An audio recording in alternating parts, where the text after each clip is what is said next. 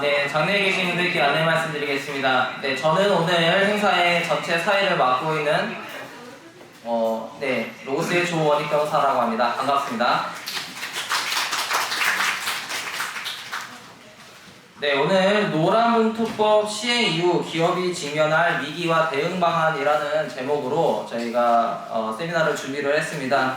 먼 곳에서 오신 분도 계시고 또 가까운 곳에 오신 분들도 계신데 모두 다 귀한 황금 같은 시간을 내서 이 자리에 참석하신 것으로 알고 있습니다. 아무쪼록 많은 도움이 되기를 바라는 마음으로 준비했으니까 적극적으로 참여해 주시고 이후에 질의응답 시간에도 더 좋은 질의와 응답을 통해서 저희들이 발제와 발제 이후에 더 도움이 받을 수 있을 거라고 생각합니다.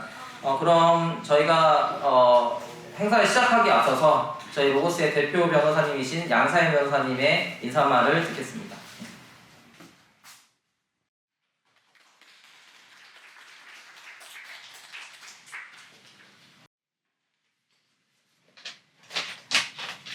방금 전에 소개받은 양사현 변호사입니다.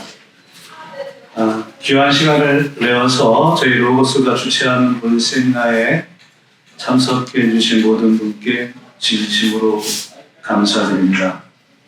약 10년 정도의 사회적인 논의 끝에 지난 8월 24일 국회에서 의결되어 9월 9일 공포된 개정노동조합 및 노동관계조정법, 이른바 일명 노란봉투법이 약 6개월 후인 내년 3월 10일에 시행되면 노동계 및 경영계 등 우리 산업 전반에 상당한 패러다임의 전환을 가져올 것으로 예상됩니다.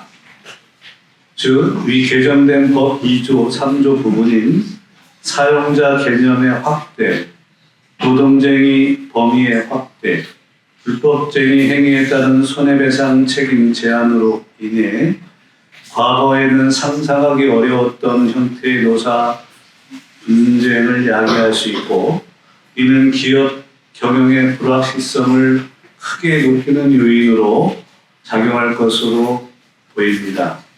그래서 오늘 이 자리는 노동법 분야 최고 전문가들의 깊이 있는 통찰과 실무 경험을 바탕으로 우리가 마주할 불확실성과 새로운 질서를 입체적으로 분석하고 현명한 대응 전략을 함께 고민하기 위해 마련되었습니다.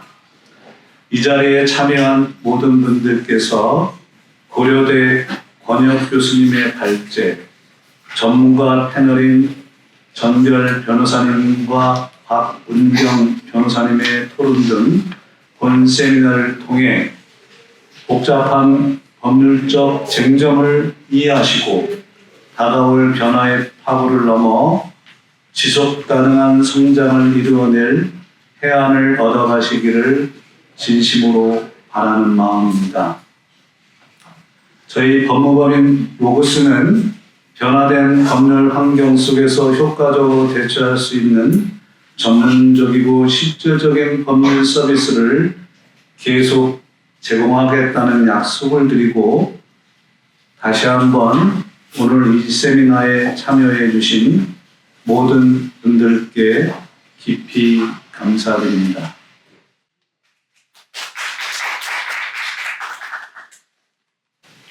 네, 발제를 시작하기 앞서서 오늘 발제와 토론자 그리고 관계하신 분들의 소개를 잠시 드리고 싶습니다. 네, 먼저 오늘 발제를 맡아주신 권혁 교수님이십니다.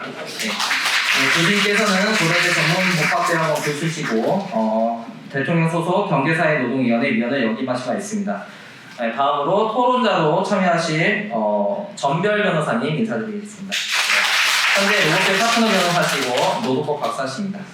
자, 다음으로 박문경 변호사님이십니다. 네, 현재 등지 법률사무소 대표 변호사시고 한국노총 법률원 소속 변호사를 역임하셨습니다. 마지막으로 우리 저희 로고스의 기업 노동팀 팀장이신 김은주 변호사님을 소개시켜드리겠습니다. 네, 감사합니다. 그럼 우리 발제를 맡아주신 권혁 교수님을 모시고 오늘 세미나를 진행하도록 하겠습니다. 예, 반갑습니다. 방금 소개받은 고려대학교 노동대학원에서 노동법하고 분야입니다. 귀한 자리 불러주셔서 감사하고요. 또 귀한 시간을 내셨을 텐데 시간이 좀 아깝지 않게 좀 보람차게 해야 될 텐데 부담이 좀 되긴 합니다. 근데 또 게다가 또 이렇게 줌으로 하거나 또 이렇게 녹음하고 이러면 제가 좀 위축돼가지고 그래서 굉장히 고운 말만 하도록 하겠습니다. 사실 이 노조법 2조 3조 개정과 관련돼서 가보지 않은 길을 가게 될 것 같다. 이런 말씀도 여러분들 정치권에서도 그런 말씀도 주시고 했는데 제가 볼 때는 가보지 않은 길을 가는 게 사용자만은 아닐 것 같아요.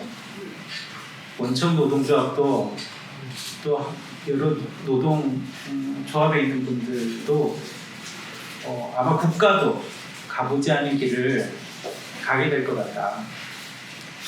그래서 이게 어떤 결과를 초래할까 하는 거는 지금 쉽게 단정하기 어려울 정도로 너무나 많은 변수가 깔려 있는 것 같습니다. 그럼에도 불구하고 제가 요즘 근간에 이제 어떤 분들 어떤 모임에서 이 노란복지법 관련된 강연 뭐 하는 것도 제가 한두 번 봤는데 일부는 제가 동의할 수 없는 부분도 있고 일부는 동의할 수 있겠다 싶은 것도 있는데 어쨌든 제가 생각하는 관점에서 몇 가지 말씀을 좀 올리도록 하겠습니다.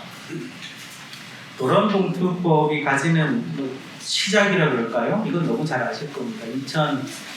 2009년도에 쌍용자동차 정리해고에 관한 반대 투쟁의 결과로 파업이 시작됐고 이로 인해서 2013년도에 47억 원 정도 손해배상 판결이 내리면서 이제 일부 시민들이 성금으로 이제 47,000원을 내면서 총 한 시세는 한 15억 정도가 모금이 됐다 그럽니다. 이렇게 되면서 노란봉투법이라는 이름을 가지게 됐고 2015년도에 이제 잘 아시는 윤수미 의원께서 이 법안을 발의했는데 그 당시의 법안 이름은 손해배상 책임을 제한하는 그런 법안이었습니다. 근데 이 논의가 본격적으로 증폭된 계기가 된 게 2022년도 잘 아시겠습니다만 대우조선해양 하청 근로자가 이제 1인 시위, 1인 투쟁을 하면서 이게 본격화된 거죠. 왜 그런가 하면 이 당시에 대우조선해양이 손해배상액을 470억 원으로 한정해가지고 해당 근로자에게 470원 손해배상 청구를 한 건입니다. 이렇게 되다 보니까 정말 회사가 해당 근로자에게 하청 근로자에게 470억 원 손해배상 책임을 묻고자 하는 것이 물론 민사상의 부진적 연대 책임이라고 하는 관점에서 의문의 여지가 없지만 그런 손해배상 청구하는 목적이 뭐냐? 정말 해당 근로자에게 470억 원의 일부라도 받아낼 생각이냐? 안 그러면 겁주기 한 거냐? 이런 이제 논쟁이 벌어진 거죠. 사실 엄밀하게 보면 이런 일련의 과정을 거쳐가지고 노란봉투법이라 그럴까요? 이런 법이 통과가 됐습니다만 이게 우리 사회에 놓여져 있는 굉장히 근본적인 문제를 터치한 측면도 저는 있다고 생각합니다. 소위 말하는 형식과 실질의 차이. 우리 사회가 알고 보면 특히 노동시장, 노동 현장에서 제도적으로 보면 실질하고 형식이 조금 분리되는, 괴리되는 일이 좀 있었지 않습니까? 엄밀하게 보면 이번 노조법 개정의 어떤 내용이라고 하는 것은 그런 진짜 논쟁이 아닌가 저는 그런 생각을 하고요. 대신 이 법이 1차 거부, 2차 거부 되면서 법 규정의 내용이 조금 더 적극적으로 이루어졌던 것은 맞는 것 같고 그 과정에서 어쨌든 우리가 우려스럽다고 생각하는 대목도 이게 정말 입법이 됐을 때를 염두에 두고 디테일하게 손질이 된 것이었더라면 이제 조금은 그런 우려가 적었을 텐데 하는 그런 아쉬움은 사실 있는 것도 또한 사실입니다. 노란봉투법 제2조, 노조법 제2조, 제3조 얘기는 하지만 그게 덩어리는 세 덩어리죠. 세 덩어리 다 진짜 논쟁입니다. 제2조 2호 같은 경우는 누가 진짜 사용자냐. 다시 말하면 내가 진짜 사용자가 있긴 있는데 그 사용자한테 교섭을 요구했더니 나는 그거 할 수 있고 할 수 있는 것도 없고 할 수도 없다. 그 원청한테 물어봐라. 이런 경우가 알게 모르게 우리 노동시장에 굉장히 많거든요. 이렇게 돼버리면 하청 근로자 입장에서 어떤 생각이 드냐면 저 사람이 진짜 사장 맞아? 원청이 정하는 거네? 이런 거는 사실 공공기관도 마찬가지잖아요. 이러다 보니까 또 알게 모르게 그런 데 익숙하면 어느 공무원이 전화해서 내가 결정하는 거야 이런 얘기도 하고 그죠? 이렇게 되면 노동조합 입장에서는 사장하고 교섭을 해야 되는데 사장이 누구냐? 진짜 사장이 누구냐? 요게 2조 2호. 그 다음에 이제 3조는 전통적으로 노란봉투법이죠. 저 사람한테 손해배상 청구를 하는 이유가 뭐냐? 진짜 이유가 뭐냐? 노동조합 활동을 못하게 하고 노동조합을 위축시킬 목적이냐? 아니면 손해배상을 받을 목적이냐? 그런데 여기에 이제 추가적으로 이게 2조 5호가 싹 들어버렸어요. 이거는 왜 의미가 있는 거냐면 원래 노란봉투법 논의할 때는 2호, 3조에 관한 거고 시작은 제3조에 관한 것이었죠. 그러다가 이제 2조 2호 사용자 개념을 넓히자. 요까지가 기존의 어떤 논의의 틀, 그나마도 확대된, 그러니까 손해배상 문제하고 사용자 개념의 사용자 개념 확대가 또 이제 덧붙인 그런 경우인데, 요거는 어떤 거냐면 사실 요 위에 그림만 보시면, 위에 이 그림을 보시면 진짜 사장 요 말은 제2호를 얘기하는 거고 손배폭탄 막자 이게 제3조지 않습니까? 근데 사실 여기에 덧붙여서 어떤 논의가 생겼냐면 요 그림입니다. 여기 보면 합법적 파업 나오죠. 이 말은 뭐냐면 감성적으로 볼 때는 합법인 것 같은데 법으로 따져보면 지금법에서는 불법이다 이런 얘기입니다. 예컨대 정리해고를 이유로 한 파업, 쌍차 같은 사건. 정리해고를 막기 위해서 파업하는 게 노동조합이 그게 불가능한 거냐? 이거 가능해야 되지 않느냐? 뭐 이 논의에서 오케이 합법적 파업이라고 하는 파업의 범위도 좀 넓히자 해가지고 2조 5호가 새로 들어오게 된 겁니다. 사실은 이 부분이 굉장히 좀 논쟁적일 수 있다고 저는 생각합니다. 왜 이런 말씀을 드리냐면 많은 사람들이 2조 2호, 3조, 2조 5호를 각각 별개로 보지만 사실 따지고 보면 2조 2호하고 2조 5호는 같이 덮었을 수 있는 겁니다. 이걸 이제 악셀에다를 밟는 셈이죠. 사용자 개념도 늘고 게다가 쟁의행위 할 수 있는 범위도 늘고 그 말은 원청을 상대로 한 쟁의행위 범위가 늘어날 수 있다 이런 취지입니다. 이러니까 사실 예측하기가 참 어려워지는 거죠. 단순히 사용자만 늘고 쟁의행위 전담서 범위만 늘고 거기에 손해배상을 제한할 수 있는 범위만 제한할 수 있는 가능성이 있다. 이렇게 되면 각각이 별개로 놓으면 모르겠는데 이게 같이 노니까 같이 뒤섞일 수 있다고 하는 점이 사실 이 문제가 쉽지 않은 문제겠구나 그런 생각은 듭니다. 노조법 제2조 2호는 이제 앞단에 놓여져 있는 사용자 개념, 뒷단에 이제 이런 이제 문구가 들어가 있죠. 사실 이 문구는 판례 2010년도에 현대중공업 대법원 판례에 있는 문구를 이제 입법자가 이제 규정을 저렇게 한 건데요. 저는 개인적으로 그렇습니다. 이 당시의 대법원 판례 그게 이제 기초가 돼서 계속 하고싶어서 그 판례를 그대로 받아쓰고 대법원도 그다시 그 후에 다시 받아쓰고 뭐 이런 일이 있는데 판사님들이 대법관님들이 만약 이게 입법될 거라고 생각했으면 저렇게 규정을 안 했을 겁니다. 해당 사건에 대해서 어떤 판사님들의 소신과 심증 이런 것들을 표현하는 방식으로서는 훌륭할 수 있는데 이게 일반적이고 보편적으로 모든 사업장 산업 영역에 다 포섭될 수 있는 기준으로서 작동했다면 이것보다는 훨씬 더 신중했을 필요가 있었지 않은가 저는 그런 생각도 좀 드는데요. 그럼에도 불구하고 우리 진짜 뭐 법원이 가지는 이거를 이제 형성이라고 하면 안 될 텐데요. 어쨌든 법관법 형성에 관해서 워낙 많은 영향력이 있으니까 재량이 있으니까 이런 입법이 될 수도 있겠다는 생각을 드는데요. 다만 분명한 것은 이렇게 된 배경은 분명합니다. 이 도급이라고 하는 방식이 늘어나서 그런 거죠. 이 도급이라는 방식이 늘어났다고 하는 건 노동법적으로 굉장히 중요한 문제가 있습니다. 무슨 말씀이냐면 원래 노동법은 많은 분들이 근로자를 보호하는 법으로 알고 있지만 근로자를 보호하는 법이 아닙니다. 노동법은 사용자한테 의무를 부과하는 거고 그 의무를 사용자가 이행하면서 반사적으로 근로자가 보호받아요. 그럼 노동법은 어떤 식의 발전 역사를 갖추냐면 근로자의 이익이 향상되는 역사이기도 하지만 동시에 사용자는 자꾸 사용자로서 지위를 벗어나고 싶어하는 역사이기도 합니다. 대표적인 게 플랫폼 생기니까 바로 다 자영화 시켜버리잖아요. 근데 공장 노동 같은 경우에는 어떤 방식으로 이런 사용자 개념을 우회하려고 또는 사용자 개념을 희석시킬 수 있는 가능성이 놓여졌냐면 대표적인 게 도급이에요. 그러니까 도급은 확장될 수밖에 없습니다. 사용자로서의 틀, 개념 안에 내가 들어가지 않아야 노동법적인 규제 대상이 안 되니까. 그러니까 도급이라는 게 엄청나게 확장이 되죠.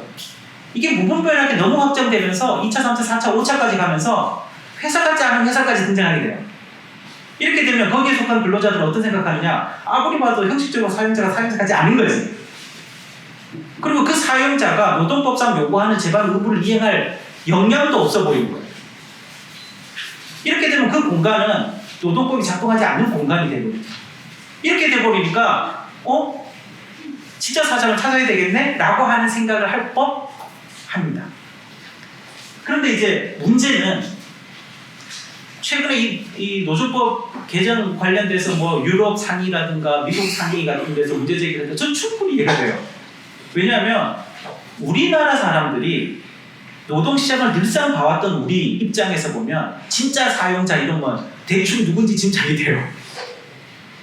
근데 독일 사람들이 생각해보면 나는 분명히 도급 준 건데 나보고 사용자라 그러면 그게 무슨 말이냐 그럴 거예요. 이게 마치 어떤 의미냐면 한때 우리 통상임금 소송할 때 정기 상여금이 임금입니까? 이런 논의가 있었잖아요. 이거 문장으로서 보면 되게 웃긴 말 아닙니까? 정기 상여금이 왜 임금이냐고, 상여금이라고 해놓고 왜 임금이냐고. 나는 도급을 했는데 왜 내가 사용자냐.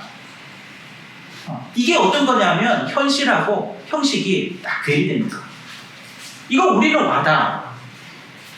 근데 문제는 외국 사람들이 볼 때는 좀 이해가 안 되는 거지. 그러니까 이 사람들 입장에서는 이런 법이 만들어졌다 이러면 뭐야 이게 근로관계로 온 산업 단위로 다 엮으려는 건가? 뭐 이런 걱정 아닌 걱정을 할 수도 저는 있겠다 싶습니다. 그런데 법 이론적으로만 보면 이게 전혀 근거가 없다고 단정하기도 어려워요. 무슨 말씀이냐면 근로기준법상의 근로자는 근로계약의 당사자로서 근로자와 사용자, 그러니까 사용자도 근로계약의 상대방입니다. 그러니까 근로 제공을 수령하는 사람이고 거기에 대한 대가로서 임금을 주는 사람. 근데 이제 우리 노조법상의 근로자는 너무 잘 아시겠지만 근로자를 정의내리는 방법도 다르죠. 임금, 봉급, 급료, 기타 이에 준하는 수익으로 생활하는 자. 이때 임금은 근로자에게 분명해요. 근데 봉급, 급료, 기타 이에 준하는 수익은 근로관계가 아닐 수도 있다는 거죠. 대신 노무를 제공해서 생활을 하는 사람, 대가를 받아서 생활하는 사람은 노동조합을 조직하고 결성할 수 있는, 그래서 교섭을 요구할 수 있는 근로자다. 문제는 그럼 사용자는 누구냐? 이럴 때 이 사용자에 대해서는 기존에는 근로계약의 당사자로서 등기법상의 사용자로 국한시켰어요. 근데 이걸 이제 노조법 제2조가 개정되면 어떤 의미냐? 이제 근로자의 개념도 심플해진 거죠. 사용자의 개념도 심플해진 거죠. 단체 교섭에 편입시킬 필요가 있는 사람. 그러니까 지금 우리 대법원 판결이 노조법상의 근로자 개념을 어떻게 하냐면 노무 제공하면서 단결할 필요성이 있는 사람 이렇게 정의 내렸고, 그렇기 때문에 사용자의 정의는 어떻게 내리냐면 노무를 제공받으면서 단체 교섭을 할 때 참여시키는 것이 단체 교섭의 실효성을 거둘 수 있는 단체 교섭에 참가시킬 필요가 있는 사람, 이렇게 이제 정의가 되어버리는 거죠. 그럼 여기서 이제 근로계약 당사자도 아닌데 교섭에 내가 왜 참가해? 이런 의문이 생기는 거고, 이때 이제 많은 사람들이 실질적 지배력이 뭐지? 이런 말씀을 하시게 되는 거죠. 사실 엄밀하게 보면 이 실질적 지배력이라고 하는 이 어떤 개념이 등장하게 된 게 굉장히 좀 이례적인 건 맞습니다.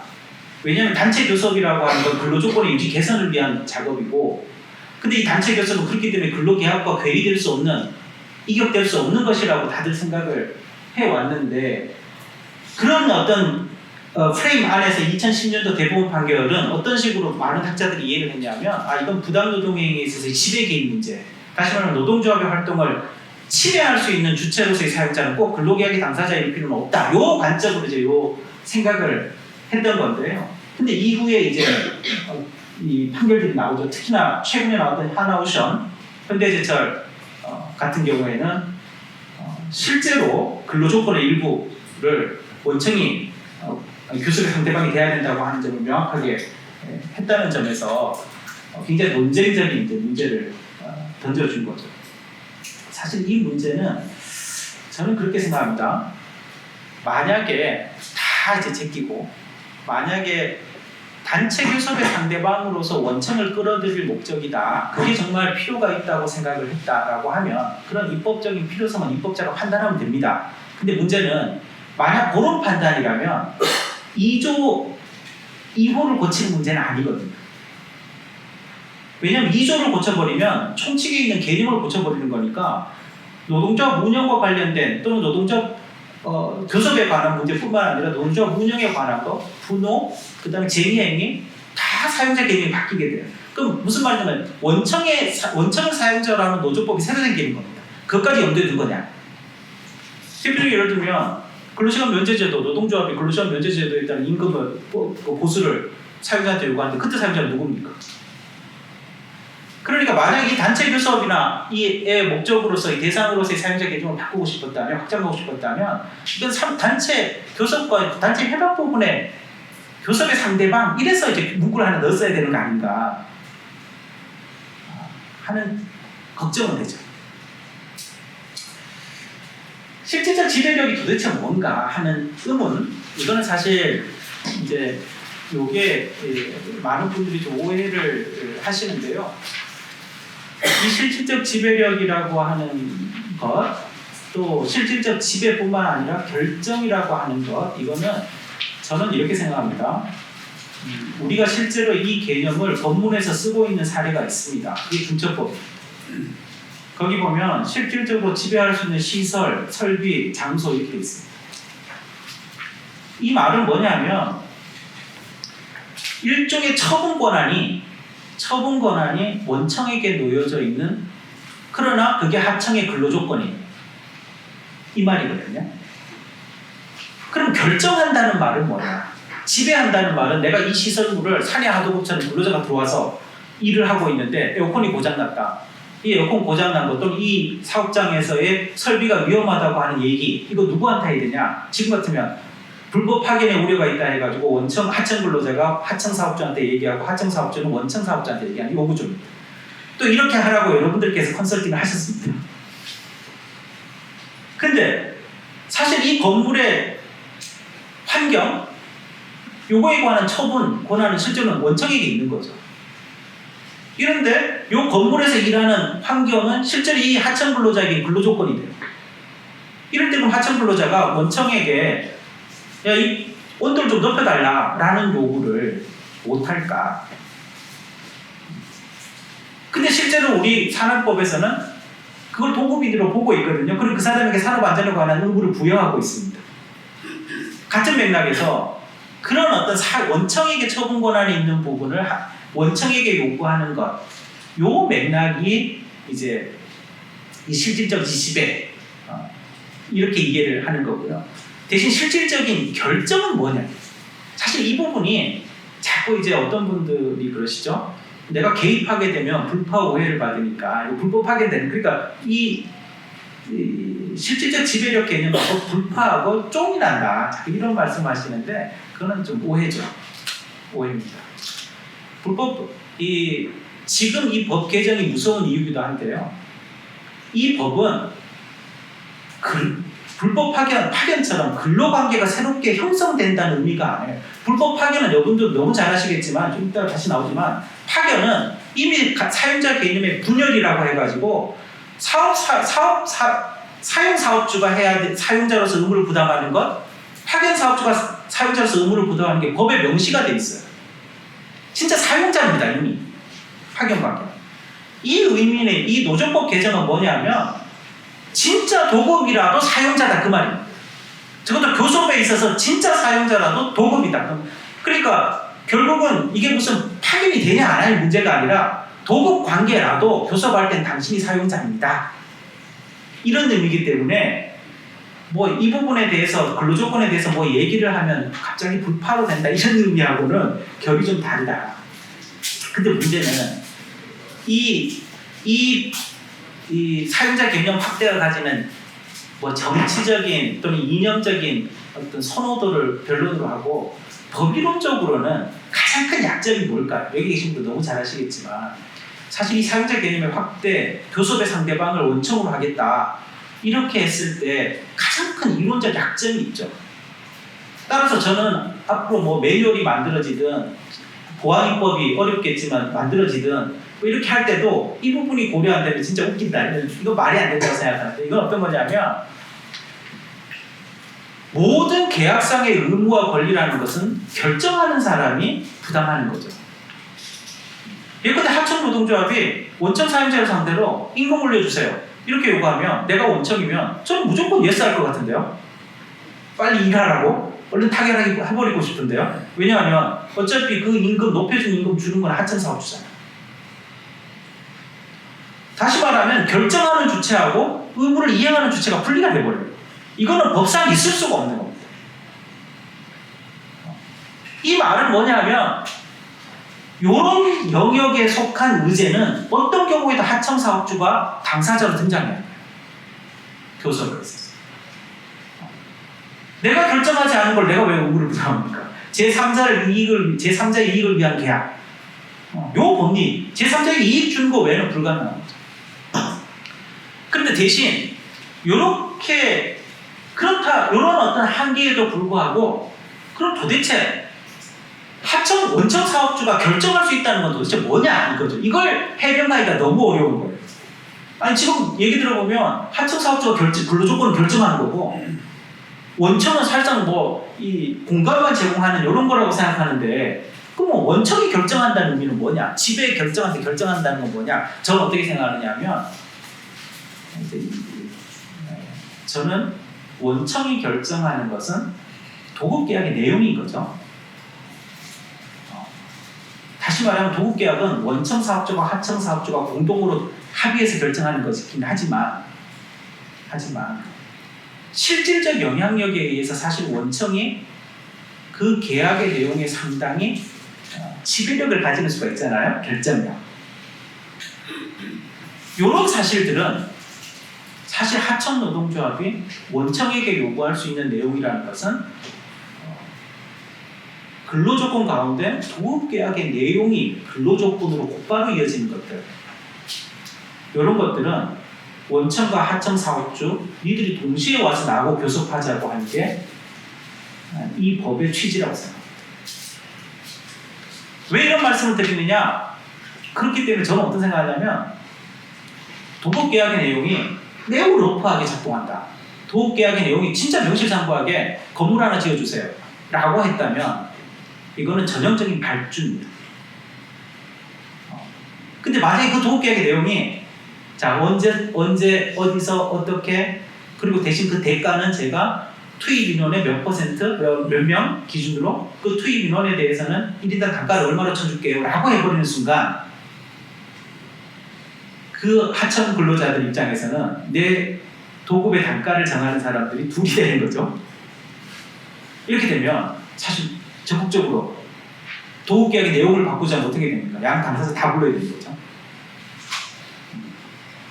결과적으로는 내가 소유하고 있는 건물이나 소유하고 있는 설비 외에 근로자의 근로조건과 관련돼서는 도급계약의 내용이 근거가 될 거다. 근데 우리가 알게 모르게 도급계약을 맺으면서 하청 사업주의 이윤율까지 정해주고 하청 사업주의 근로자들의 도급 인력 단가까지 정해주는 이런 구조가 오랫동안 우리가 쌓여왔기 때문에 사실 그게 단순히 도급계약이기 때문에 상관없습니다. 이렇게 얘기하기도 좀 어려워진 셈이 돼버릴 것 같아요. 그런 점에서 저는 그렇게 생각합니다. 지배와 결정의 원천이 뭐냐 그러면 저는 도급계약인 것 같아요. 대신 이제 이 계약이 파견계약이라면 전혀 다른 겁니다. 너무 잘 아시겠지만 파견계약이라고 하면 파견 계약이라고 하면 이거는 명실상부하게 고용 계약은 없지만 실제로 근로계약하고 똑같이 나타나는 거예요. 요거는 파견으로 다투면 됩니다. 그러니까 파견상 임금은 누가 책임지냐면 파견 사업자가 책임지거든요. 그럼 임금은 교섭은 파견 사업자가 하면 됩니다. 대신 근로 장소하고 근로 시간에 관한 거 모성보호와 관련해서 사용 사업주가 담당하거든요. 사용주거든요. 당연히 교섭도 그분과. 이건 이미 정해져 있어요. 근데 문제는 도급인 경우에는 규정이 없잖아요. 그때도 이런 방법이 쓰일 것 같다. 대신 이제 사실 요런 거를 제가 법원이 충분히 인식하고 저는 판결문을 적었다고 생각하지 않습니다. 아는데 또 상당 부분 결과적으로는 그 말이 그 말을 좀 오히려 수용한 셈이 돼버렸어요. 그러니까 법원이 나름대로 짐작이 저는 맞는 것 같아요. 예를 들면 이런 거. 야, 언제 실질적인 지배력을 가지고 언제 결정력을 가지느냐. 교섭에 나서는 사람은 어쨌든 처분 권한이 있어야 되거든요. 교섭에 나선다는 말은 체결할 권한이 있어야 되는 거고, 체결할 권한이라는 거는 결과적으로는 근로조건에 관한 변경을 내가 도출할 수 있어야 됩니다. 그러자면 직접 지배하고 있는 건물, 시설 또는 내가 도급 계약에서 영향력을 발휘하는 것들, 이런 것들이 이제 주로 지배 결정의 대상이 될 텐데, 이때 고려해야 되는 것이 교섭이라는 메커니즘하고 연결시킬 때, 예를 들면 이렇습니다. 3일간 그 도급 업무를 주는데 그 교섭할 게 뭐 있습니까? 도급 계약에서 이미 정해진 거죠. 교섭은 변경이거든요. 그리고 말 그대로 내가 일시적으로 발주 주는 그거에 대해서 나중에 계약만 땡책이라면 되지 중간에 바꿀 일이 뭐 있습니까? 이런 속성을 생각해보면 진짜 이거 고려할 수밖에 없을 것 같아요. 무슨 말이냐? 회사에서 상시적으로 쓰는 업무 내년에도 쓸 것 같아. 그러면 변경이라는 요소가 생겨버리는 거죠. 그러다 보니까 얼마나 장기적이냐, 얼마나 상시적이고 필수적이냐, 얼마나 밀접하냐. 이 밀접하냐라고 하는 이 말이 어떤 의미냐면, 원청업체가 우리 회사는 특이하게도 오전 10시부터 6시까지만 일해요. 이렇게 하면 사실상 하청업 회사들도 들어와서 일하시려면 10시부터 오후 6시까지 해주세요 라고 하면 그 사람들이 작업해야 될 시간을 내가 정하는 되잖아요. 이러면 하청 근로자들의 근로시간에 관한 영향이 갈 수밖에 없잖아요. 우리는 휴가가 언제입니다. 지금도 그러고 있죠. 대형사업장 휴가가 언제입니다. 이러면 거기에 휴가에 맞춰서 하청이 휴가를 가요. 이럴 때 왜 니들이 일방적으로 정하니? 이런 생각 하지 않겠습니까? 물론 원청이 정하는 건 뭐예요? 도급 지시로 정하든 도급 계약에서 정하든. 그렇지만 분명한 것은 이런 어떤 관계 체계에 대해서 아마 교섭의 대상, 주체로서의 상대방 이게 정해질 것 같다. 그런 생각이 듭니다. 사실 이거는 원활청 생산공동체라고 이 표현을 썼는데, 이게 사실은 2012년도에 그 이전에도 야, 에어컨 켜는데 뭐 하청 사업주한테 얘기하고 원청에 넘어가는 이런 경직적 구조 말고, 일하는 환경인데 이거는 원청한테 얘기할 수 있어야 되는 거 아니야? 그런 관점에서 저는 어떻게 생각했냐면, 이거는 고충이다, 고충. 휴가 가고 이런 것도 마찬가지고, 작업하는 시간도 그렇고, 이걸 교섭으로 풀어내는 건 정말 저는 쉽지 않은 거잖아요. 교섭이 굉장히 무거운 개념이거든요. 근데 이거는 협의는 가능해야 되지 않을까. 그래서 근창법상 노사협의라고 하는 관점에서 원하청을 좀 넓히면 좋겠다는 얘기를 많이 했었는데 전부 다 이게 묵살이 됐죠. 사실상 교섭처럼 변질될 거야, 또는 노동조합의 위력을 낮출 목적으로 좀 교섭을, 노사협의회를 활성화시키는 목적, 이런 오해를 다 받으니까 둘 다 노사 양측부터 공격을 받는 거죠. 이러다 보니까 이제 그게 미뤄져 버리고, 근데 미뤄지다 급기야는 이게 이제 이렇게 곰고 곰다가 이렇게까지 교섭이라고 하는 방법론을 채택하게 되는, 사실 이 교섭은 굉장히 무거운 개념이지 않습니까? 형사 범죄하고도 연결이 되고, 거기에 동시에 이제 응하지 않을 때 쟁의행위라고 하는 실력 행사가 염두에 둔 흥정이라는 거는 노사관계밖에 없어요. 근데 이걸 원하청 관계로 늘리는 거거든. 아니, 우리가 이 피아노 사는데 얼마에 살래요? 흥정할 때 안 판다고 싸게 안 판다고 싸울 수가 있습니까? 근데 이 쟁의행위라는 건 교섭은 쟁의행위를 염두에 둔 거거든요. 그러니까 이게 참 무거운 개념인데 이거를 여기다가 이제 붙여넣은 거죠. 저는 그리고 뭐 이 업무는 제가 이걸 번역을 할 때 그냥 이렇게 번역을 직도동사 지금 후회하고 있는데 지금은 이걸 여러분들이 많이 쓰고 계셔서 그대로 저렇게 했습니다. 근데 저는 이걸 직독한 걸 후회하는데 어쨌든 주변 업무라고 하는 것은 철강 업무에서 청소하는 분, 식당하는 분, 보안 업무라는 것은 운수, 물류 이렇게 하는 분들, 본 업무라는 건 생산 공정에 들어오는 분들인데 사실 저는 주변 업무, 보안 업무가 상시적이냐 물으면 상시적일 수도 있을 것 같아요. 근데 이분들이 예컨대 도급계약을 맺으면서 그분들의 단가를 막 뭔가 도급계약에서 임률로 정해버리고 이렇게 돼버리면 교섭하자고 하면 응해야 되지 않을까 하는 걱정이 되는 거죠. 이렇게 되면 예측하지 못하는 교섭들이 무진장 생길 가능성이 있어서 이걸 어떻게 건네할까 그런 걱정은 좀 듭니다.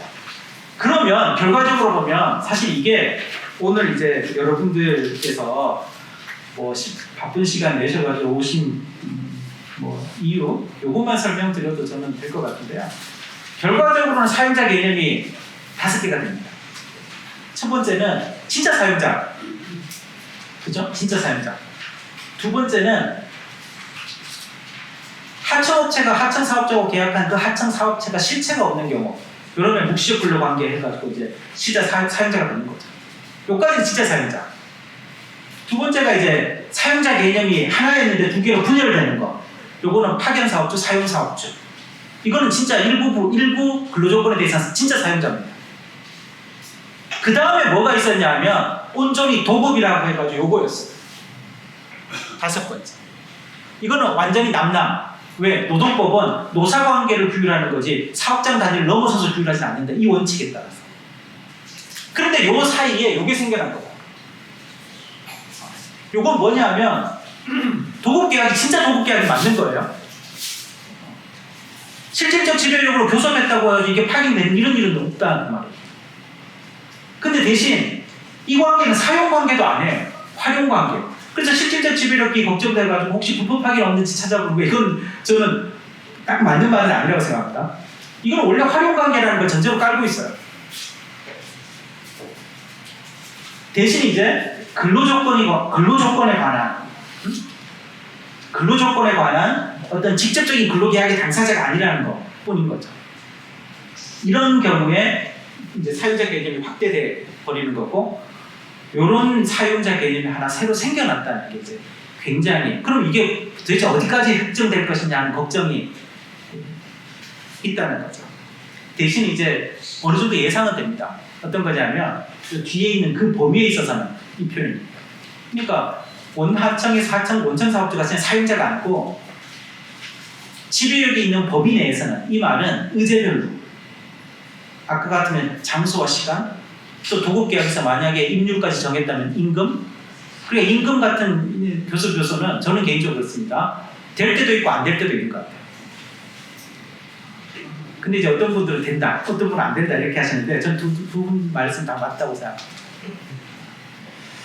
근데 대신 이제 도급계약에서 만약 임률로 정했거나 도급계약에서 임률에 영향을 줄 만한 그런 계약의 내용을 정했다면 그 교섭 상대방인 사용자는 2명 공동으로 교섭에 응하지 않으면 이거는 코미디입니다. 왜냐하면 독자적인 처분권이 없으니까. 그러나 도급계약의 내용은 양 당사자 합의로 정하잖아요. 그런 점에서 보면 교섭 의제는 이렇게 정의될 수 있을 것 같아요.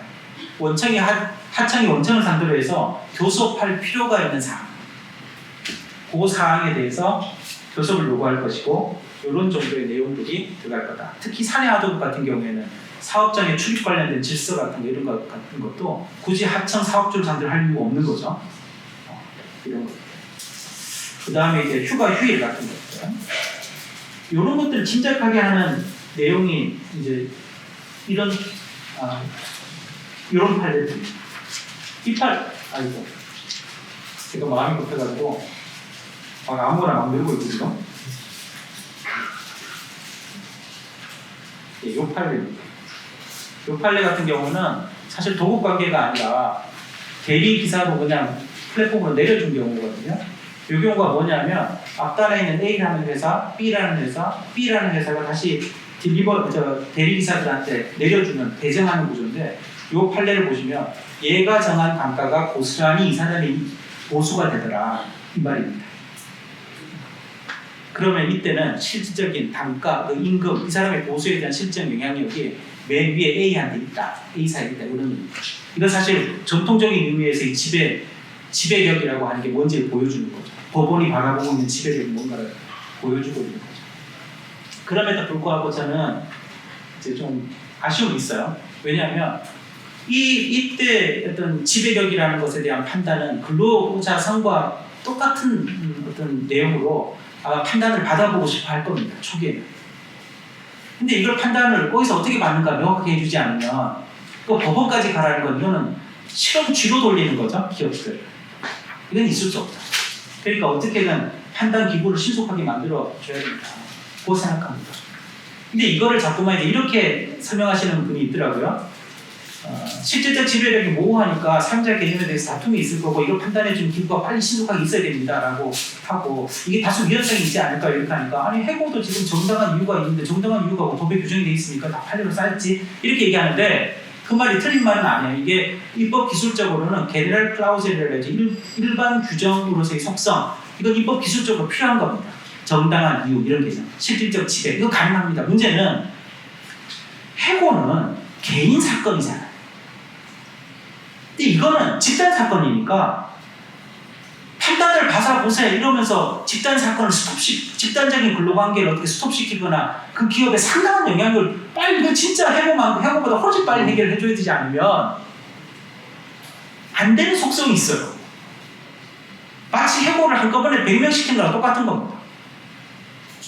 그렇기 때문에 이거를 똑같은 관점에서 이거 해고랑 똑같은 건데 이렇게 얘기하는 건 좀 무책임하다고 저는 생각을 하고요. 어쨌든 이런 속성을 좀 고려해줬으면 좋겠다. 그 다음에 이제 노동조합 개념 이거는 뭐 이제 여러분들 왜 이런 규정이 들어온지는 잘 아실 겁니다. 그러니까 이제 그 한강물에 페인트물 풀었다고 해가지고 이 한강이 페인트가 되냐 아니면 그대로 한강물이냐 이 이제 여전히 한강물이야 이 말이죠.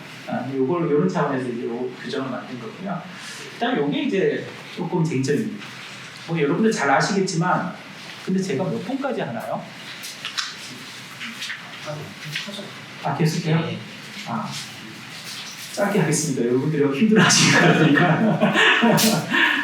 아니 저도 항상 반성하는데요. 떠드는 사람은 시간 가는지도 모르는데 듣는 분은 혼수 상태잖아요. 근데 이제 여기 계신 분들은 워낙 이 분야에 이제 관심이 있으시니까 혼수 상태가 안 되시는데 보통은 이제 혼수 상태죠. 그래서 제가 조심스럽고 강의를 더하기도 미안하기도 한데 강의라기 발제를 좀 하기 미안하긴 한데 여기까지만 하고 빨리빨리 한번 돌려보겠습니다. 이 노동쟁의라고 하는 것은 사실 상태를 의미합니다. 결렬된 상태, 교섭이 결렬된 상태, 그 상태에서 조정을 받고 이제 쟁의 실력 행사로 이어지는 걸 쟁의행위라고 합니다. 그러니까 쟁의행위가 있자면 노동쟁의 상태에 빠져야 되는 건데요. 사실 이거와 관련돼서 일본 사람들이 번역한 거를 잘못 번역한 걸 우리가 그대로 받아쓰고 있는 용어가 있어요. 그게 뭐냐면 이익분쟁, 권리분쟁 이익분쟁, 권리분쟁 이러면 어지간히 되게 복잡한 개념 같이 보이지만 실은 뭐 이 기존의 이익분쟁이라고 하는 것은 원래 이제 2차 거부권이 행사됐던 그 법안의 이 노동쟁의의 정의는 1997년도 이전 우리나라 노동쟁의 조정법 규정입니다. 근데 1997년 이전에 노동쟁의 조정법이 개정되면서 이익분쟁 외에 권리분쟁은 쟁의 대상에서 빼자 이렇게 하면서 그걸 명확하게 하는 차원에서 1997년 노동쟁의 조정법이 개정이 됐어요. 근데 여러분들 기억하실지 모르지만 근로조건에 관한 분쟁이 아니라 근로조건 결정에 관한 분쟁, 근로조건 결정이라는 말을 붙이면 이익분쟁이다 이랬거든. 이익분쟁은 뭐냐면 쉽게 얘기하면 가장 이제 결정적 지표가 미래 근로조건에 관한 결정입니다. 앞으로 어떻게 할 것인가 요거를 두고 다투는 거, 요게 가장 전형적인 교섭입니다. 요걸 우리가 이익 분쟁이라고 하죠. 그 교섭 때문에 다투는 거. 요걸 이익 분쟁이에요. 요거는 모든 계약 관계 가운데 유일하게 노사관계, 노동조합에게만 허용이 되어 있는 분쟁 형태입니다. 근데 권리 문제가 뭐냐? 이게 일본 사람들이 번역을 잘못했어요. 권리 문제는 독일 사람들이 뭐라고 적냐면 레이스트라이트라고 적거든요. 이 레이스가 영어로 하면 right잖아요. right 이러니까 권리네. 이래서 일본 사람들이 권리 분쟁했지만 요때 레이스트는 독일 말로 레이스트는 법으로 번역해줘요. 법으로. 권리 문제가 뭐냐? 법적 분쟁입니다. 이거는 과거의 권리의 유무를 다투는 거죠. 이건 당연히 소송을 통해서 구제받아야지. 이걸 어떻게 자기 힘으로 구제합니까? 그러니까 권리 분쟁이 아니고 유일하게 이익 분쟁만 교섭의 대상입니다. 이거는 어쩌면 너무 당연한 거예요. 소송의 원칙에 따르면. 그러니까 법적 분쟁은 뺀다 그 말입니다. 근데 여기서 되게 흥미로운 게 있죠. 뭐냐면 요거 요 뒤에 거. 요거는 단체 협약을 해놨는데 그걸 안 지켰네? 이건 과거형이죠? 이건 가장 전형적인 권리 분쟁입니다. 이 권리 분쟁을 쟁의의 대상으로 넣었다는 거. 이거는 자력구제 할 수 있다는 겁니다. 근데 여기에 더해서 꼭 염두에 두셔야 되는 건 뭐냐면 원청도 사용자라는 사실이에요. 그다음 두 번째는 요 앞에 보면 사업 경영상의 결정에 관한 불일치 요렇게 돼 있죠. 요거는 이제 기존에 있던 규정이고 이익 분쟁을 말씀드린 거고 요게 이제 사업 경영상의 결정에 관한 주장의 불일치라고 표현을 썼는데 이거는 명백하게 입법을 미스테이크했다고 생각합니다. 이거는 원래 이렇게 쓰면 안 되고 사업 경영상의 결정 가운데 근로조건 사업 경영상의 결정에 따라 영향을 받는 근로조건은 교섭의 대상이 될 수 있습니다. 이게 무슨 말이냐? 가장 간단히 예를 한번 들어볼까요? 정리해고, 경영상 사유에 대한 해고. 경영상 사유에 대한 해고를 해야 되겠다고 하는 결정은 온전히 경영자의 고유한 경영권 행사입니다. 만약 여기에 노동조합이 개입하거나 근로자들이 개입한다는 말은 경영을 같이 하겠다는 뜻이고 이 말은 반대로 얘기하면 경영적 리스크에 따른 고용안정 포기도 해야 됩니다. 근로자로서 고용안정을 항의하면서 경영을 같이 하겠다고는 있을 수 없거든요. 글로벌리 안 돼요. 대신 정리해고하는 것 자체의 결정은 교섭의 대상이 아니지만 누구를 대상자로 할 것인가 이 기준을 설정하는 거 또 얼마나 이 근로자 해고하기 전에 어떤 절차를 거쳐서 할 것인가 이런 것들은 전형적인 교섭의 대상이다 그 말입니다.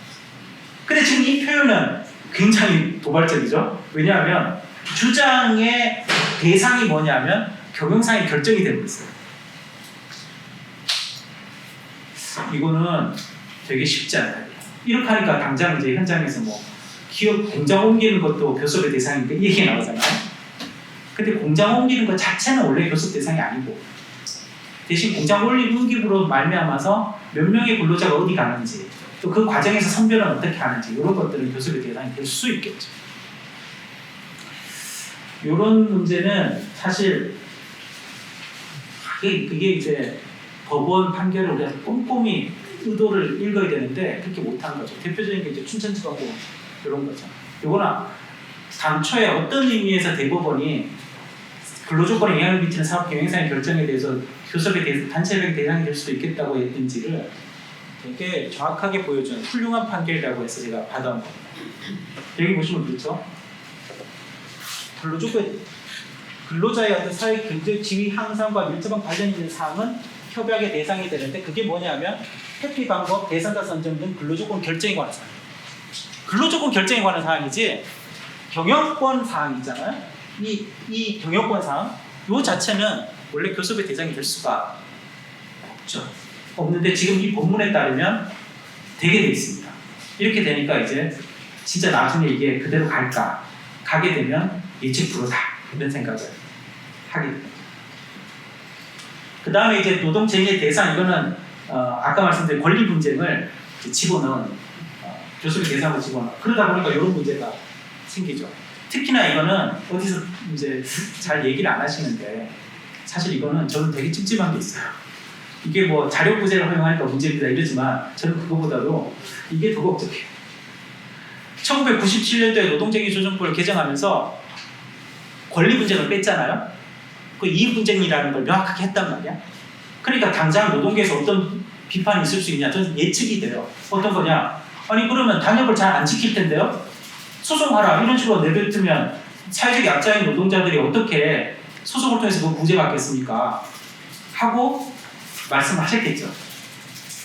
그러니까 어떻게 해요? 대안으로 제가 생각할 때 그 당시에 무슨 규정이 들었냐면 92조 제2호가 그때 들어요. 92조 규정이 그때 들어요.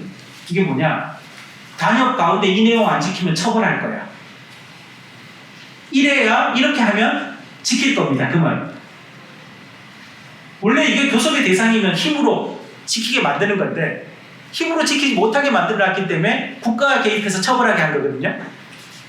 근데 지금 이번에 법 개정으로 이제 힘으로 지킬 수 있도록 만들어놨잖아요.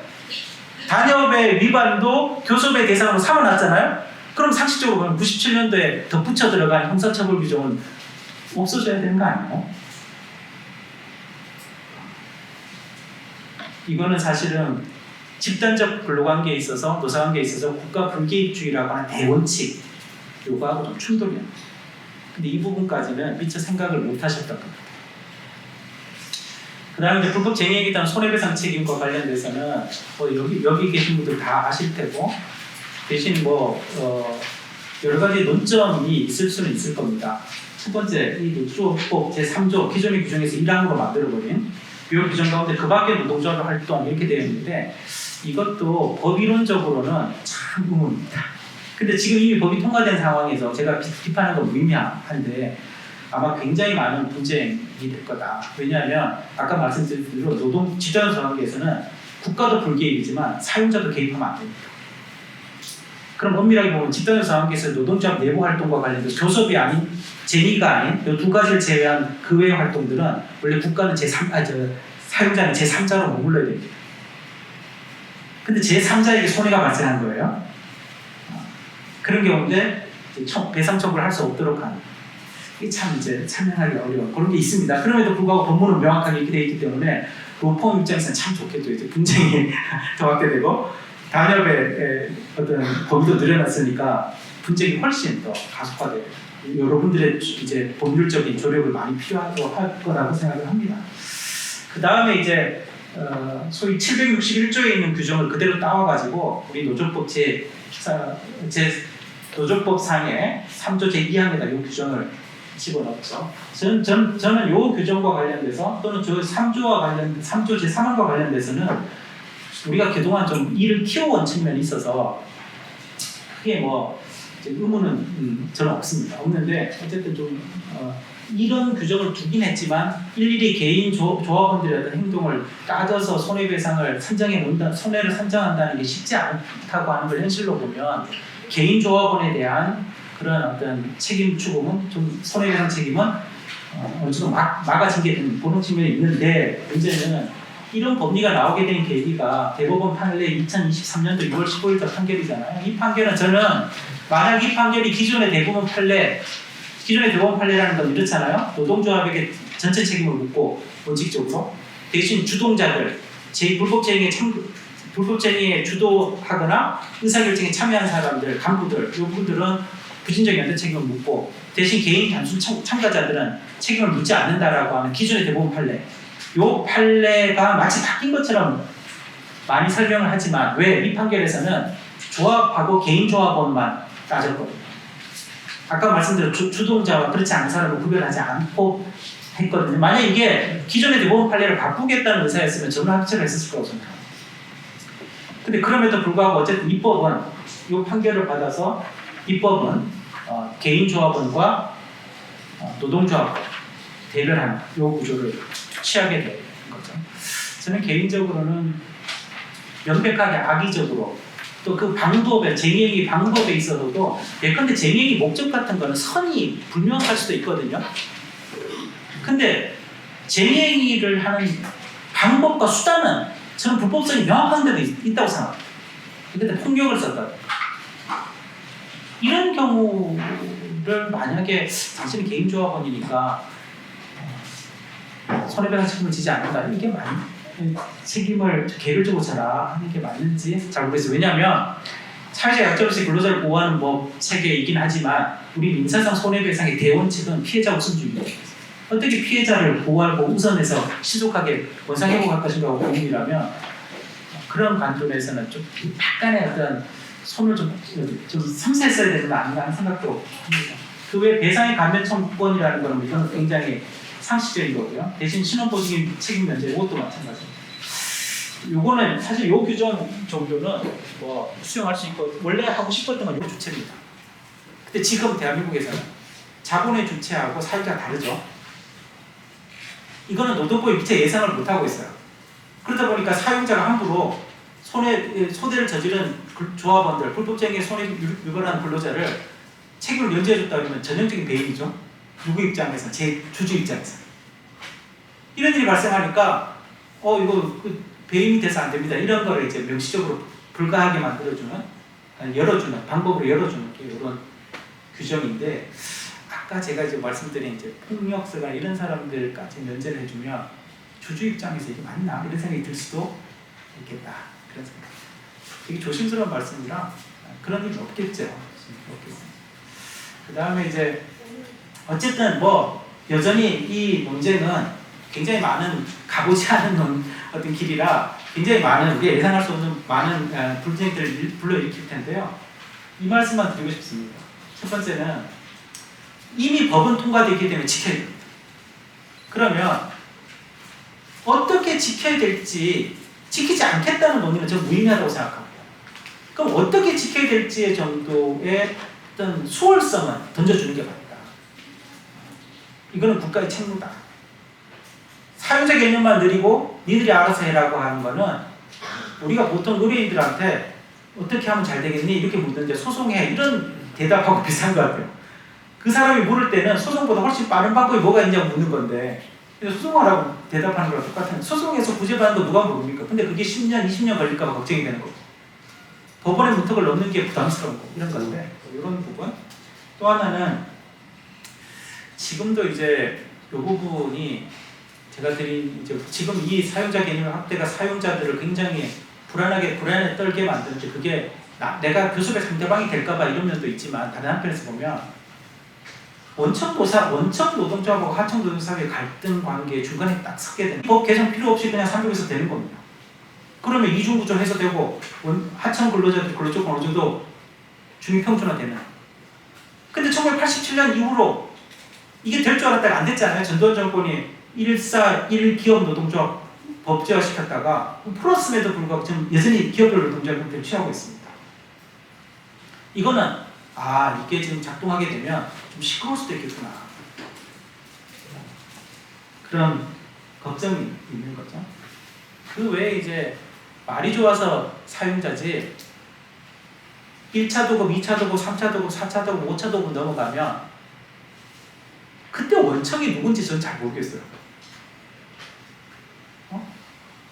뭐 우리 자꾸만 현대차만 원청같이 보여 삼성전자만 원청처럼 보이지만 바로 위에 직상 수급인도 있고 또 위에 또 있을 텐데 어떻게 따지지?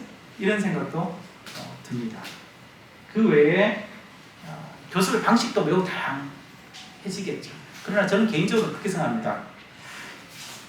이게 뭐 모회사 자회사는 어떻게 됩니까? 뭐 이런 얘기를 하시는데 이 모회사 자회사 계열사 이런 것들이 특별히 계약 관계를 토대로 해서 형성된 회사 구조가 아니잖아요.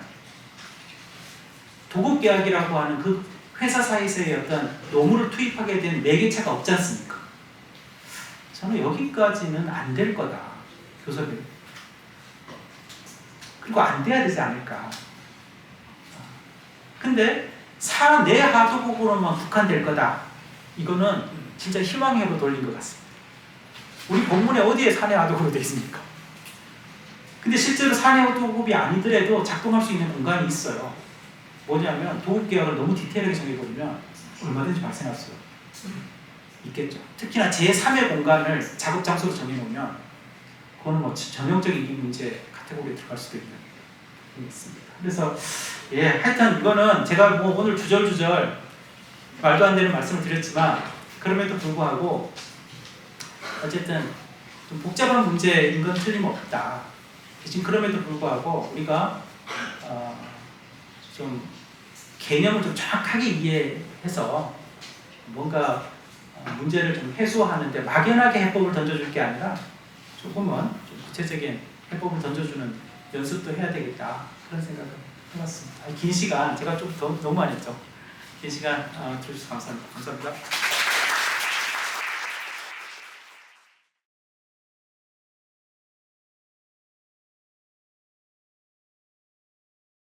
첫 번째로 우리 전별 변호사님께서 원청의 사용자성이라는 제목으로 발제를 진행해 주시겠습니다. 그 자료집에 저희 그 관련된 내용이 있으니까요. 함께 살펴주시면 감사하겠습니다. 장시간 이렇게 또 함께 해주셔서 너무나 감사합니다. 저는 로고스의 전별 변호사라고 합니다. 오늘 권혁 교수님의 귀한 발제하고 또 박원배 변호사님께서 함께 해주실 토론에 굉장히 감사드립니다. 저는 노동법으로 박사학위를 수료를 했고요. 그리고 한국외대에서 겸임교수로 지금 노동법 강의를 하고 있습니다. 그리고 경기지방노동위원회 공익위원하고 그리고 중앙노동위원회 법률자문, 대한변호사협회 이사를 역임하고 있고요. 주로 노동 관련된 사건을 하고 있는데 분쟁의 예방이라든지 해결 전반에 관한 업무를 주로 수행을 하고 있습니다. 오늘 여러분을 뵙게 돼서 너무 영광이고요. 저는 오늘 교수님께서 말씀해 주신 주제 중에서 원청의 사용자성에 대해서 먼저 말씀을 드리고자 합니다. 이 주제는 제가 2022년 8월에 논문을 작성했었는데요. 노동조합법상 원청기업의 사용자성에 대한 연구라는 논문이 있습니다. 자, 오늘 제가 주요하게 말씀드리고 싶은 것은 그렇다면 실무상 이것을 어떻게 예방하고 해결할 수 있는가입니다. 실무상 제기되는 우려가 굉장히 많은데요. 일단 첫 번째로는 실질적 지배력의 판단 기준이 과연 뭐냐, 기준이 없기 때문에 판단에 적응이 어렵다라는 겁니다. 건설업계의 경우에는 다단계 협동 구조이기 때문에 사실은 수십 개의 창업체의 노조가 원청과 동시교섭을 요구할 수 있는 문제가 있습니다. 그러다 보면 공사 지연이라든지 비용 상승 등의 현실적 부담이 굉장히 크게 증가할 우려가 있습니다. 그리고 제조업이라든지 조선업 같은 경우를 보면 의제별로 교섭 분담이 불가피한 부분이 있습니다. 그리고 비용이라든지 공기 지원 문제도 굉장히 높게 이렇게 부담으로 와닿고요. 그리고 실제로 최근에 많이 나오는 기사 중에 하나가 대학 내 용역이나 하청노동 같은 부분들에서 직접 교섭 가능성 확대가 될 것이다 라는 전망이 보도되기도 합니다. 아까 교수님께서 말씀해 주셨듯이 미국의 상무회의소 등의 이제 외국계 투자사들도 한국 경제의 어떤 규제를 과연 예측할 수 있느냐라는 것에 대해서 그런 우려를 깊이 표명하고 있습니다. 이처럼 이 법이 산업 전반에 대해서 굉장히 중대한 영향을 미치고 있는데요. 그렇다면 우리가 어떻게 대응할 수 있을 것인가를 지금부터 말씀드리고자 합니다. 첫 번째는 의제별 사용자성 모델입니다. 아까 교수님 말씀해주신 부분으로 나와 있었는데요. 실질적 지배력 판단에 관한 최근의 판례를 보면 일괄적으로 사용자성 인정하거나 인정하지 않거나 하는 구조를 걸어놨습니다. 그래서 개별 의제별로 원청의 실질 지배력 요구를 판단하고 있는데요. 보시면 산업안전보건 같은 경우는 설계라든지 공정, 작업 환경을 원청이 직접 통제를 하고 있습니다. 그렇기 때문에 사용자성 인정 가능성이 굉장히 높은 것이죠.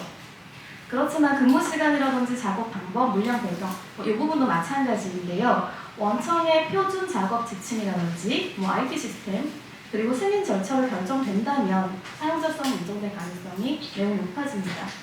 그리고 성과급이나 보너스가 원청이 직접 기준이나 예산을 정한다면 인정되겠지만 그렇지 않고 하청이 자율적으로 결정할 수 있다라고 한다면 인정되지 않을 가능성도 있다고 봅니다. 그리고 또 판례상으로 보면 복리후생이나 노조활동 보장과 같은 문제가 있는데요. 그 부분 같은 경우는 원청이 개입하지 않는다라고 하면 인정되지 않을 가능성도 매우 높은 것으로 보입니다. 이런 의제별 사용자성 모델을 도입하면 장점은 현실적인 권한을 배분할 수가 있거든요. 그렇기 때문에 분쟁을 예방할 수 있는 효과가 있습니다. 다만 문제가 뭐냐면 교섭창구 단일화 제도하고 충돌할 소지가 있습니다. 그렇기 때문에 절차적 정합성을 별도로 설계해야만 합니다. 다음으로는 산업별로 차별화된 기준을 둬야 된다라는 것인데요.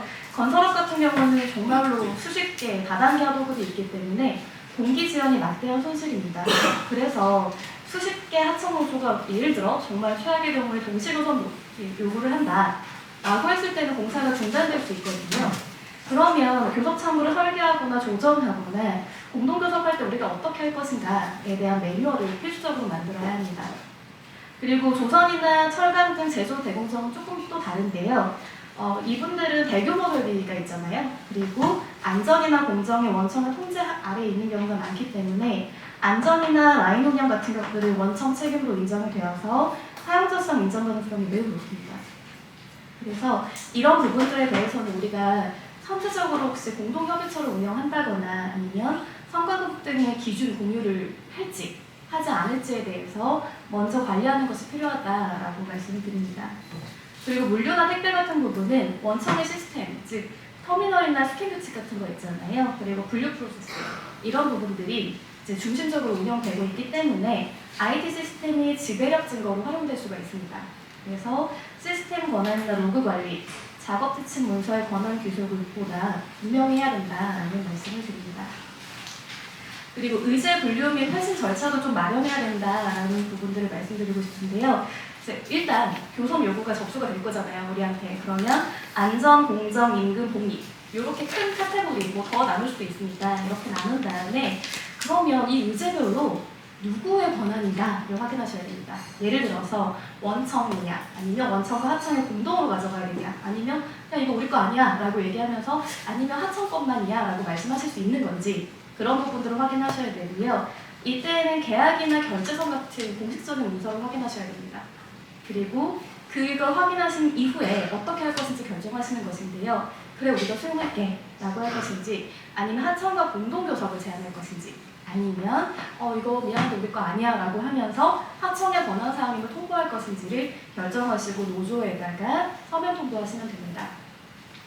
그리고 또 한 가지 이제 마련해 주셨으면 하는 것이 공동교섭에 관한 협정입니다.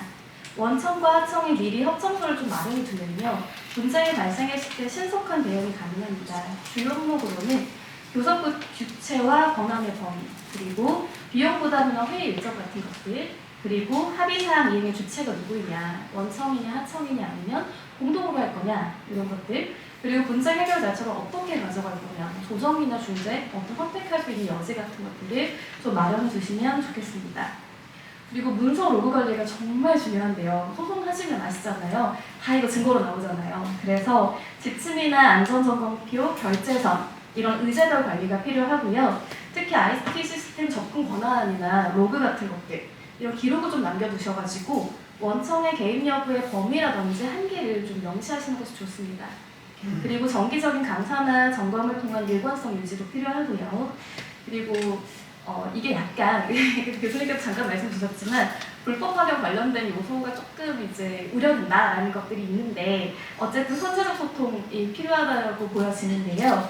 그래서 만약에 공동교섭이 필요하다라고 한다면 정기적으로 합동회의를 하는 게 좀 필요합니다. 그래서 원하청에서는 관리자나 노무 담당자 참여하고 교섭 전 단계에서 의제별로 쟁점을 논의하는 것입니다. 그런 부분들이 좀 필요할 것으로 보이고요. 특히나 현장에서 정말 혼란스럽거든요. 그리고 담당자가 메일 하나 잘못 보내거나 답변 하나 잘못했을 때 그거 기록으로 남겨두는 경우가 있고 심지어는 결제 라인이 올라가면서 이게 또 증거가 남는 경우도 있습니다. 그래서 현장 관리자에게 교섭을 요구하거나 이제 답변할 때 어떻게 할 건지 그런 매뉴얼을 좀 미리 마련해 주시는 것이 좋습니다. 그리고 제가 혹시라도 업무에 참고가 좀 되시라고 체크리스트를 잠깐 보여드리려고 합니다. 첫 번째를 보시면 업무 성격입니다. 해당 하청 업무가 상시적이냐 필수적이냐, 예를 들어서 핵심 생존 라인이냐, 필수 물품이냐, 물류이냐 이런 것들이 중요한데요.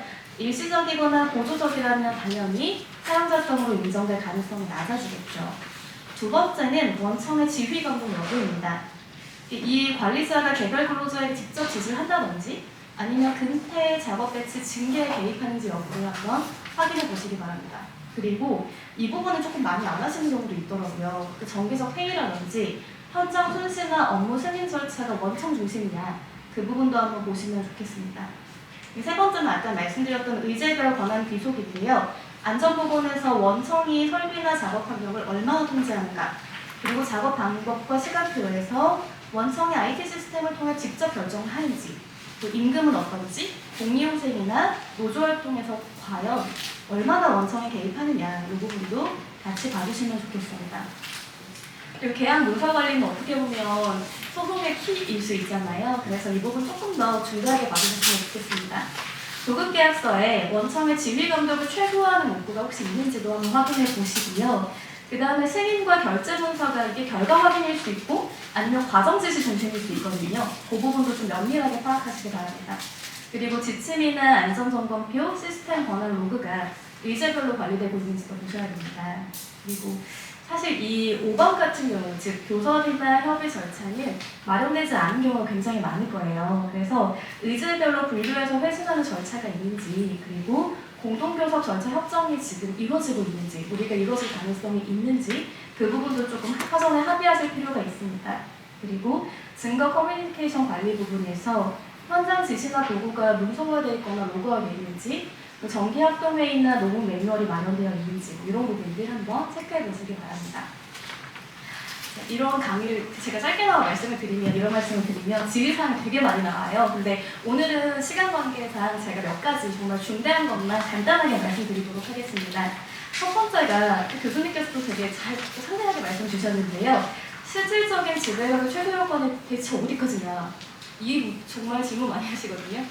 근데 여기서 저희가 지금 일단 확인할 수 있는 것으로는 산업안전보건이 가장 중대하기는 합니다. 그러니까 예를 들어 시설이나 보호장비, 작업 방법이나 위험물 관리 같은 것들은 당연히 원청의 구체적이거나 상시적인 통제가 존재하는 경우가 매우 많잖아요. 이제 그럴 때 사용자성 인정 가능성이 좀 높아진다라고 이해하시면 좋겠고, 작업 방법이나 근무 스케줄 물량 배정 같은 경우는 원청의 시스템이나 규정이요 사실상 결정하게 되는 경우가 많아요. 중대재 때문이기도 하고 여러 가지 문제가 있는데요. 그렇다면 사용자성 인정 가능성이 매우 높습니다. 이와 다르게 복리라든지 노조활동, 이건 사실 하청에서 개별적으로 관리하는 경우가 많잖아요. 그렇다면 원청의 직접 통제성이 약하기 때문에 사용자성이 부정될 가능성이 높다라고 보시면 돼요. 그래서 이런 각기 다른 기준에 따라서 문서와 절차를 마련하시면 좋겠습니다. 그리고 아까 잠깐 말씀드렸지만 이 의제별 사용자성 모델이 교섭창구 단위로와 충돌하는데 어떻게 해요? 뭐 이렇게 많이 말씀 주시거든요. 근데 이게 사실 법적 구조 차이가 너무 명확하잖아요. 교섭창구 단위로 같은 경우는 하나의 사용자에 하나의 교섭창구가 있는 게 원칙인데, 이게 지금 의제별 사용자성 모델을 가져가면 임금은 원하청에 하고 원청하고 하청에 같이 하고 안전하고 현장은 원청이 하는 되게 이상한 구조가 될 수 있거든요. 이런 게 좀 우려가 되는데, 그럴 때 어쨌든 우리는 방안을 지금 마련해야 되는 입장이잖아요. 그러다 보니까 사전에 일단은 공동교섭 절차 협정을 해야 됩니다. 그래서 주체나 권한, 이행 책임이나 비용, 분쟁 절차 표준화하는 것이 필요하고요. 그리고 단체 협약을 체결할 때 그러면 이행 주체는 누구냐, 재원은 어디서 나오고 시행 수단은 뭐냐라는 것들을 별표 등으로 분리해서 좀 명문화하시면 좋겠습니다. 그리고 분쟁이 이제 발생했다라고 했을 때 의제 단위로 조정이나 중재를 신청하는 절차를 도입하시면 어떨까 하는 생각이 듭니다. 그리고 산업별로 왜 다른 기준을 두어야 하는가라는 것들을 아까 말씀드렸지만 정말 특성이 다르거든요. 건설은 진짜 다단계이고 유동인력 구조예요. 일용직으로 계약 체결하시는 분 너무 많고요. 그러다 보니까 동시교섭이나 공기지원 리스크로 인해가지고 창구 설계라든지 아니면 공정관리가 완전 핵심 쟁점이잖아요. 근데 조선하고 철강은 또 다르죠. 여기는 안전하고 공정운영 관련 원청의 개입이 진짜 많단 말이에요. 많을 수밖에 없습니다. 그래서 안전이나 성과급 등 핵심 문제가 쟁점이고요. 물류 같은 경우는 시스템 지배가 핵심이잖아요. 그래서 터미널 규정 같은 관련 문서를 중심으로 한 대응이 필요하다라고 말씀을 드립니다. 명확성 결여 문제 어떻게 해요? 라고 말씀을 주시는데, 이거 저도 되게 안타까워요. 제가 혹시나 해가지고 아까도 이제 오기 직전에 막 이렇게 검색해보고 왔는데 역시나 나와 있지 않고 6개월 안에 만들겠다라고 하는데 조금 우려가 됩니다. 그래서 시행령이나 고시의 판단 기준 체크리스트가 있으면 어떨까 하는 좀 제안을 말씀을 드리고 싶고요. 예를 들면 통제 유형이라든지 빈도나 지속적 문서 근거 이런 것들을 구속적으로 제시하는 방안이 있었으면 좋겠다라고 좀 생각을 해봤습니다. 그리고 공동교섭 가이드라인도 있는데 이제 우리가 우후죽순으로 막 만들기보다는 주체나 권한이나 비용 분담, 이행 주체를 표준 양식으로 제공하는 방안을 고려해볼 수 있을 것 같습니다. 그리고 유예기간 동안에는 시범적으로 계약서 등 관련 문서를 배포하고 평가하는 것들이 필요하겠다라는 생각을 조금 많이 해봤습니다. 정말 많은 논의가 있고 사실 준비가 많이 필요한데요. 오늘 진짜 시간이 좀 짧아서 많이 말씀드리지 못해서 너무 아쉽지만 언제든지 궁금하신 게 있으시면 저한테 연락 주시면 제가 상세히 말씀드리겠습니다. 경청해 주셔서 감사합니다. 네, 감사합니다. 오늘 지금 이 토론 시간이 노사관계 변화의 예측에 대해서 우리가 어떻게 실무적으로 대응할 수 있는지에 대해서 저희의 어떤 체크리스트 그리고 우려들 이런 것들을 같이 공유하는 시간이었습니다. 방금 전별 변호사님께서 제기하신 체크리스트나 어떤 우려사항이라든지 그 이후의 대응에 대해서 발제하신 교수님께서 혹시 추가 코멘트 있으시면 말씀 부탁드리겠습니다. 종합적으로 할까요? 네, 알겠습니다. 그럼 다음으로 우리 박운병 변호사님께서 준비하신 내용 함께 들어보도록 하겠습니다. 네, 안녕하세요. 박은경 변호사입니다. 저는 한국노총 중앙법률원에서 계속 근무를 하다가 최근에 이제 개업을 해서 동지법률사무소에서 일을 하고 있습니다. 저는 오늘 그 노란봉투법과 관련해서 그 중에 이제 노동쟁의 개념 확대를 중심으로 말씀을 드리려고 합니다. 그 내용을 다 읽을 수는 없고 그 각 항별로 주요한 내용들을 소개해드리는 정도로 말씀을 드리겠습니다. 먼저 들어가면서 노동조합법이 이제 노동조합법 개정안이 그 국회 본회의를 통과했습니다. 그 조항의 상세한 내용들은 다들 아실 거고 이게 주문 수는 적지만 그로 인해서 이제 노동계 전반에 미치는 효과와 파급력은 지대할 것으로 보입니다. 저는 이제 개정안 내용 중 노동쟁의 개념 확대를 중심으로 쟁의행위와 관련된 강명 과제와 방향성을 제시하고자 합니다. 엄밀히 말하면 노동쟁의의 개념과 쟁의행위 및 단체 교섭의 대상이 같지는 않습니다. 하지만 노동쟁의 개념의 확대는 필연적으로 쟁의행위 목적의 정당성 판단 기준의 변화를 초래할 것이기에 결국은 노동쟁의 개념 확대와 쟁의행위 변화는 결국 맞닿아 있다고 보겠습니다. 이제 이한 개정 법조문입니다. 법조문은 그냥 참고만 해주시면 되고 3페이지로 넘어가겠습니다. 개정안으로 인해서 영향을 받을 내용들을 상상을 해보았는데 첫 번째는 쟁의행위의 목적, 두 번째는 쟁의행위 절차, 세 번째는 직장 폐쇄나 평화 입문, 그리고 네 번째는 손해배상의 제한 등을 생각해 볼 수 있겠습니다. 순서대로 말씀드리겠습니다. 먼저 쟁의행위 목적의 정당성과 관련된 변화입니다. 첫 번째로 이제 가항 근로자 지위라는 문헌이 신설되었습니다. 개정안은 노동쟁의 대상으로 근로자의 지위를 근로조건의 예로 포함시켰습니다.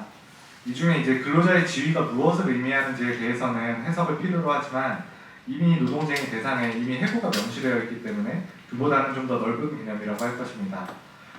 이제 구체적으로 말하면 인사권과 관련된 사항들, 인사이동이라든지 승진 이런 부분들이 주로 포함이 될 건데요. 이제 그동안에는 인사에 관한 사항이 단체 교섭 대상에 속하는지에 대해서 견해의 대립이 있었습니다.